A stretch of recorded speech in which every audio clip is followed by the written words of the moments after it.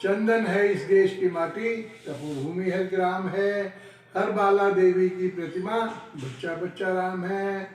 मित्रों, देशभक्ति के शानदार कार्यक्रम, देश हमें देता है सब कुछ, हम भी तो कुछ देना सीखें। मैं दिनेश कपूर आपका स्वागत करता हूँ। मित्रों, कल हम पूरे देश में राष्ट्रीय एकता दिवस के रूप में सरदार पटेल जी की जयंती मना रहे हैं।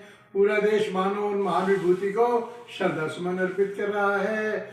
1928 में जब अंग्रेजों ने किसानों पर बहुत दमनकारी कानून लागू किए, किसानों को मानो उन्होंने खत्म ही कर डाला।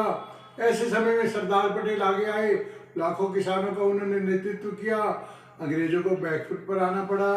उनके कुशल नेतृत्व में इतना सुंदर आंदोलन हुआ कि अंग्रेजों को मुंह की खानी पड़ी। ऐसे समय देश के लाखों किसानों ने इकट्ठा होकर उन्हें सरदार की उपाधि से विभूषित किया। 1947 में जब हमारा देश आजाद हुआ तो सभी देशभक्त हमारे जो नेता थे उस समय, उन्होंने सरदार पटेल जी को प्रधानमंत्री बनाने की बात रखी। लेकिन राजनीतिक घटनाक्रम कुछ और हुआ। वो उप प्रधानमंत्री के पद को उन्होंने सुशोभित किया। 568 रियासतों में बटा था हमारा देश जब अंग्रेज से छोड़ कर गए। मानो हमें 20 किलोमीटर भी जाना पड़ता तो वीजा लेकर जाना पड़ता। कैसी स्थिति होती हमारे देश की। लेकिन उस वीर पुत्र ने पूरे देश को एक सूत्र में बांध दिया। सभी रियासतों को अपनी चतुराई से, अपनी बुद्धिमत्ता से देश पे मिला दिया। हैदराबाद का निजाम थोड़ा सा अपने आप में करने लगा तो सेना भेजकर उसकी अकल ठिकाने लगा दी। पूरा देश एक हो गया। उसके बाद हम देखते हैं कि हमारे देश में आज हमें सरदार पटेल जी को याद करते हुए हमारे देश में बहुत से अंधविश्वास हमें कमजोर कर रहे हैं।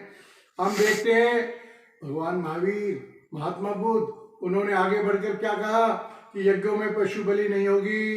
भगवान महावीर ने अहिंसा परमो धर्म का सिद्धांत दिया। महात्मा बुद्ध ने कर्म सिद्धांत को आगे किया। भाग्यवाद और अंधविश्वास का उन्होंने भरपूर विरोध किया। हम देखते हैं भगवान महावीर, महात्मा बुद्ध, उनके अनुयायी किसी भी तरह के अंधविश्वास में नहीं पड़ते। उसके बाद हम गुरु नानक देव जी को देखते हैं। हरिद्वार में गंगा के तट पर सभी लोग देखा उन्होंने, पंडितों के कहने पर वो आसमान की ओर पानी उछाल रहे थे। गुरु नानक देव जी ने पूछा, क्या कर रहे हो? बोले, हम अपने पितरों को जल चढ़ा रहे हैं। गुरु नानक देव जी ने विपरीत दिशा में पानी फेंकना शुरू कर दिया हाथ से। उन्होंने पूछा, आप ये क्या कर रहे हैं महात्मा जी? बोले, मैं अपने खेतों को पानी दे रहा हूँ। उन्होंने मजाक उड़ाया, बोले, यहाँ से खेतों को पानी कैसे जाएगा? गुरु नानक देव जी ने कहा कि हाँ, आपका पानी ऊपर कैसे जाएगा पितरों तक, बताइए। गुरु नानक देव जी ने कर्म सिद्धांत का जो बल दिया, उन्होंने कहा अच्छे कर्म करो, आपको अच्छा फल मिलेगा। आज क्या परिणाम देखते हैं? गुरु नानक देव जी को मत को मानने वाले, उन पर कहीं भी कोई शनि भारी नहीं पड़ता। उनको मानने वाले जो शादी विवाह होते हैं तो केवल इतवार को अपनी सहूलियत के हिसाब से अपना मुहूर्त निकालते हैं। दिन के समय अपने सभी मंगल कार्य वो करते हैं। किसी भी तरह का अंधविश्वास उनको दूर तक भी छू कर नहीं गया। स्वामी दयानंद जी को हमने देखा भी हाल ही में, उन्होंने देखा कि एक जो चूहा जो है शिव जी भगवान की मूर्ति पर चढ़कर उनको प्रसाद को खा रहा है। उनका पूरा दिमाग, उनके जो सारी सोच एकदम हिल गई। उन्होंने बताया कि जो परमात्मा की सजीव मूर्तियां हैं, हमारे भाई बहन हैं, हमारे घर में माता पिता है, इनकी सेवा करो, इनकी पूजा करो, आप पर भगवान अवश्य ही प्रसन्न हो गए। उसके बाद हम देखते हैं स्वामी विवेकानंद जी, उन्होंने तो मान लो धर्म की एक सुंदर व्याख्या की।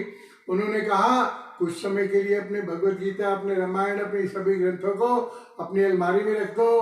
बाहर निकलो, घर के बाहर देखो कहाँ कोई भूखा है, उसे भरपेट भोजन कराओ। कोई बीमार है तो उसकी दवाई दो। कोई जरूरतमंद है तो उसकी मदद करो। माँ भारती आपकी ओर बड़ी आशा भरी निगाह से देख रही है।